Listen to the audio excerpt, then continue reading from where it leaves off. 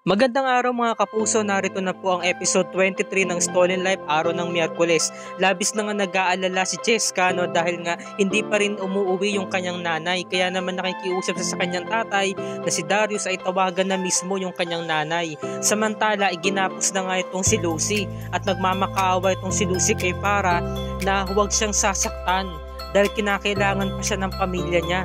Meron siyang pamilyang uuwian, lalong-lalo na si Cheska na anak niya. Hindi po pwedeng lumaki si Cheska na mawala ng ina. Inaalam ni Lucy po ano ba talaga yung plano ni Para sa kanya.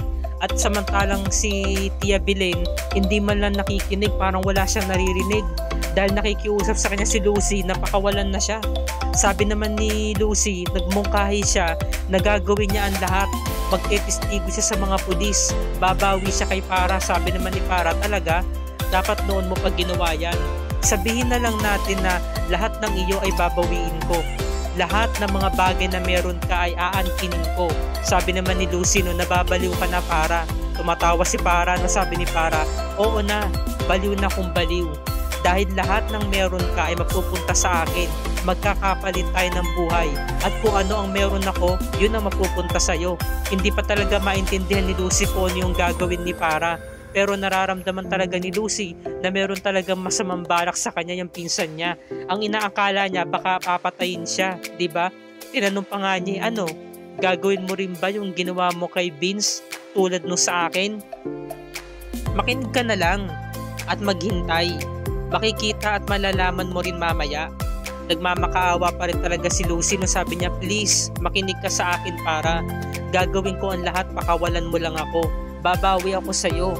Magtetistigo ko sa mga pulis, babaguhin ko ang statement ko, sasabihin ko nakita ko kayo, pinagtanggol mo lang ang sarili mo. Ngayon, kinuha na nga ni Tia Belen yung pampatulog, inilagay doon sa may panyo at ibinigay nga kay Para upang takpan na nga yung bibig at ilong nito ni Lucy hanggang sa nawalan na nga siya ng malay. Ang sabi naman ni Para, Nay, alam mo na ang gagawin na yung kristal dapat nasa unahan. Yung mga pagtayo ng mga kandila, yung posisyon at yung orasyon, kailangan basahin mo to. Patutulugin ko muna si Lucy. At kapag nakatulog na si Lucy, ako naman ang patutulugin mo.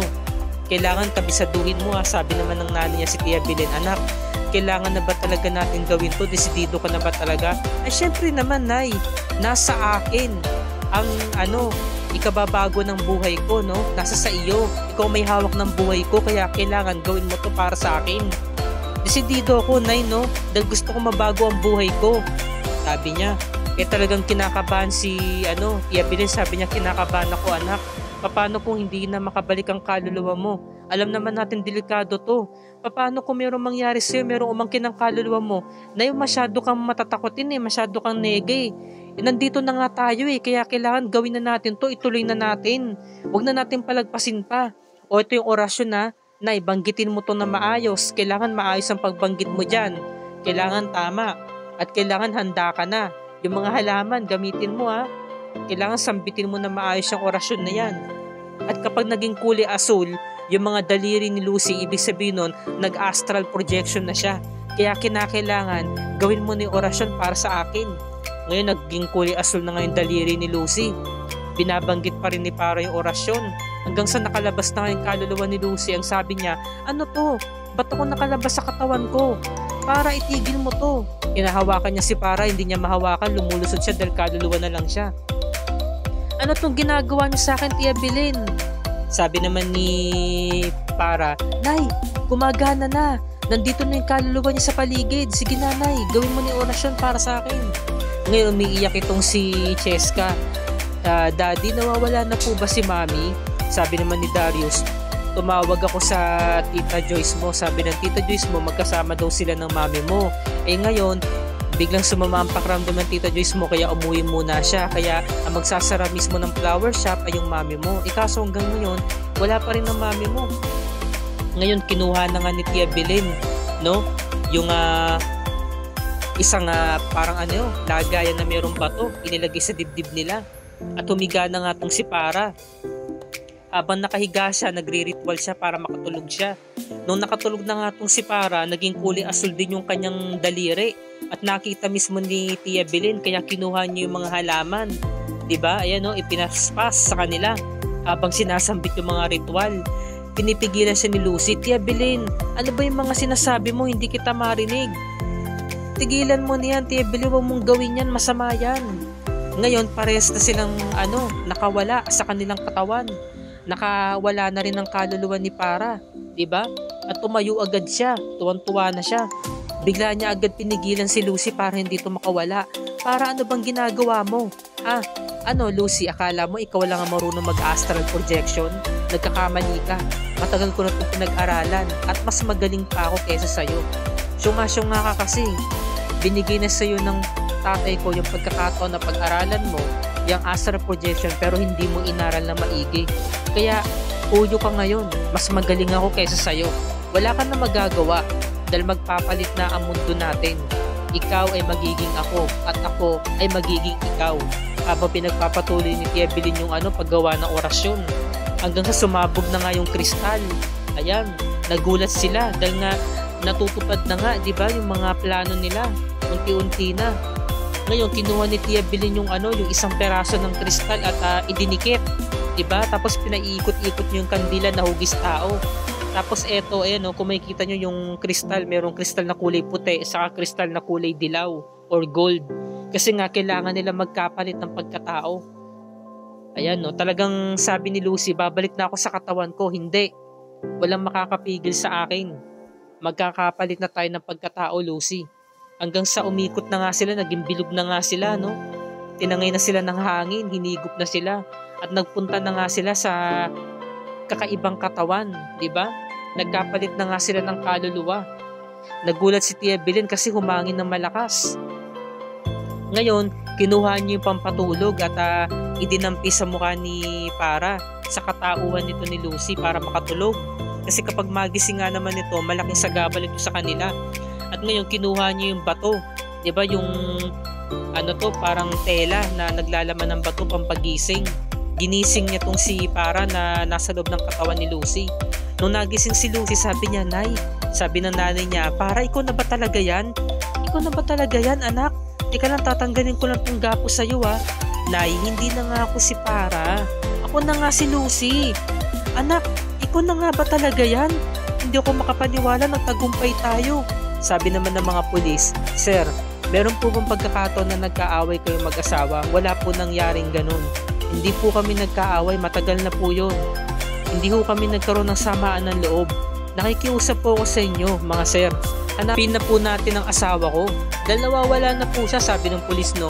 Wala pa pong 24 oras na nawawala ang misis ninyo. Sige na ho, sir, makinig na po kayo sa akin. Imposible pong iwan niya kami ng ganun-ganun na lamang. Si Para po may kasalanan nito kung bakit nawawala ang asawa ko. Ngayon, sabi na nga ng nanay niya, Para, ikaw na nga talaga yan. Hindi ko sukat akalain na magtatagumpay tayo. Alam mo, Nay, ako pa. Wala ka kasing tiwala sa akin. Di ba, ang galing ko, nagtagumpay tayo. Kaya yung babae na yan, hayaan na lang natin yan dyan. Magdudusa sa lahat ng mga kasalanang nagawa ko. Siya ang magsasuffer nun. Sige, Nanay, pumilis na tayo, kunin mo na yung bag. At umalis na tayo, baka magising pa yan, sa gabal pa yan. Ngayon, sabi na nga ng mga pulis, hindi sila naniniwala kasi nga baka nga talaga merong pag-aaway na nangyari sa kanila, pero nakiusap nga talaga si Darius na paniwalaan sila. Kaya ang ginawa ng mga pulis, umalis na para hanapin na nga itong si Lucy. Ngayon umiiyak itong si Cheska at hindi siya makatulog. Hindi daw niya kayang mabuhay na wala ang nanay niya. Nakiusap naman si Darius na matulog na kasi may stress. Pinangako niya na bukas ay nandito na rin daw ang mami niya. Mahanap na rin daw. Huwag ka mag-alala, anak, nandito naman ang daddy. Hindi kita pababayaan. Ngayon kinabukasan, araw na mismo, sikat na ng araw. Nagising na mismo itong si Lucy na nasa loob ng katawan ni Para. Masakit pa ulo niya, diba? Nagulat siya. Sobrang tahimik. Kasi nga, dinala siya sa dati nilang bahay. Diba? Yung lumang bahay ni Tia Belen, ni Para. Nakita niya yung mga ritual na ginamit sa kanila sa astral projection. Hinahanap niya si Para. No? Walang sumasagot. Mag-isa na lang kasi sa bahay na naiwan. Ngayon, sabi naman ni Tia Belen, yung cellphone ni Lucy, dala-dala mo na ba? Ito ang cellphone, Nay. O yung mga gamit, yung mga bag, kumpleto ba? Wala ka bang naiwan? Oo, Nay, pati mga credit card sa wallet nandiyan na. Eh ano tong ginagawa ng cellphone ni Para? Ba't nandito to? Eh syempre naman ay kinuha ko yan, eh baka makatawag pa ng tulong yun na mabisto pa tayo. O kailangan itago mo yan ha. O nako, ayan ka na naman sa asta-asta mong yan. Kailangan baguhin mo na yung estilo mo para hindi ka nila mahalata. Sige ka. Si Lucy, mainhin yun, magalang magsalita, malumanay magsalita, saka maayos kumanamit, simple. Kailangan maging Lucy ka na, mag-astang Lucy ka na. Kailangan pag-aralan mo yung kilos at galaw niya. Bagay sa pananalita niya, o sige Nay, eto magpa-practice ako. O hawakan mo tong cellphone, tatawagan ko sila. Hello po, tulong po. Mga pulis, ako po ito si Lucy, asawa po ni Darius Rigor. Tulungan niyo po, kinidnap po ako ng pinsan ko si Para. Pulihin niyo po siya ngayon din. Naku po, wala na, naloko na. Abangan natin bukas mga kapuso, episode 24 na tayo, araw ng Huwebes. Wanted na ngayon si Para dahil nga sa pagkapatay niya sa mismong asawa niya si Vince Rigor. Plus, nadagdagan pa ang kanyang kaso for abduction dahil nga kinuha niya itong si Lucy. Kaya lalo nang naloko. Madidiin ngayon sa kaso itong si Lucy na nasa loob ng katauhan ni Para. Samantalong yung kanyang pinsan na si Para na nasa loob ng katawan ni Lucy nakabalik na ng bahay kasama ang pamilya niya. Ngayon tuwang-tuwa itong si Para sa bago niyang buhay dahil nga ito na yung bagong simula, 'di ba, ng kanilang mga buhay. So ito yung pakatutukan natin bukas mga kapuso. Kung bago ka pa lamang sa aking channel, please like and share this video on your social media platforms. I-click mo na rin ang subscribe at notification bell icon para lagi ka updated sa mga episodes ng Stolen Life and other GMA shows tulad nito. Maraming salamat po mga kapuso and God bless us all.